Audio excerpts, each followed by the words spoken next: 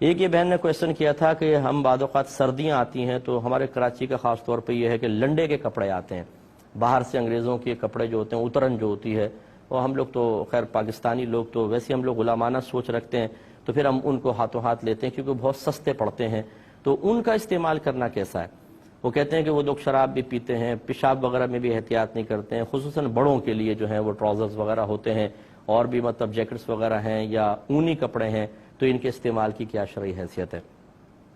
دیکھیں، پہلے ایک بات اچھی طرح یاد رکھیں، میرے آقا صلی اللہ علیہ وسلم جب صحابہ کرام کے ساتھ کفار پر حملہ کیا کرتے تھے تو پھر ان کا سامان قبضے میں آتا تھا،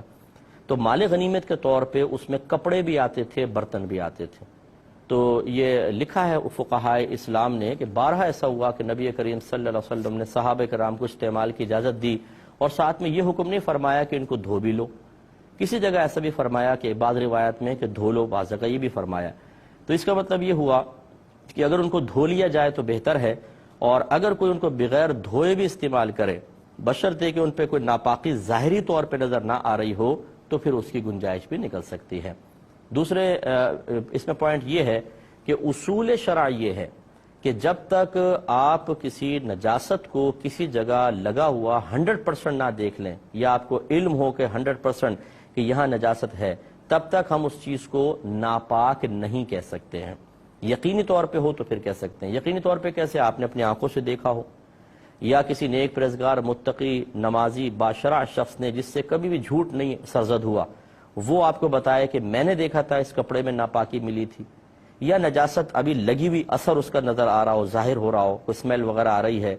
یہ سمجھ لیں کہ کپڑا ضرور ناپاک ہوگا۔ لیکن اگر آپ لنڈے کا کپڑا دیکھتے ہیں، اس پہ نہ کوئی اسمیل آ رہی ہے، نہ آپ نے کبھی کوئی نجاست لگی ہوئی دیکھی، نہ کسی اس طرح عادل شخص نے، مسلمان نے خبر دی، اب یہ گمان کرنا ہے شاید ناپاک ہو، شاید انہوں نے پیشاب کر دیا ہو، شاید اس پہ شراب گر گئی ہو۔ ہماری شریعت اس شاید کی وجہ سے کسی بھی کپڑے کے استعمال، برتن کے استعمال کو ناجائز نہیں کہتی، نہ اس کو ناپاک قرار دیتی ہے، بلکہ اس کو پاک قرار دیتی ہے۔ اللہ تعالیٰ نے قرآن عظیم میں فرمایا کہ هو الذی خلق لکم ما فی الارض جمیعا، اللہ تعالیٰ وہ ذات ہے جس نے زمین پر جو کچھ ہے تمہارے نفع کے لیے پیدا کیا ہے۔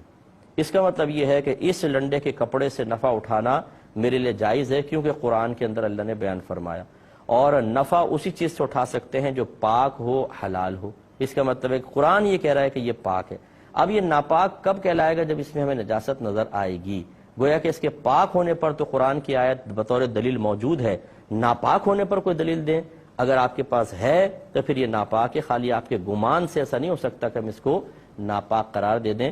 تو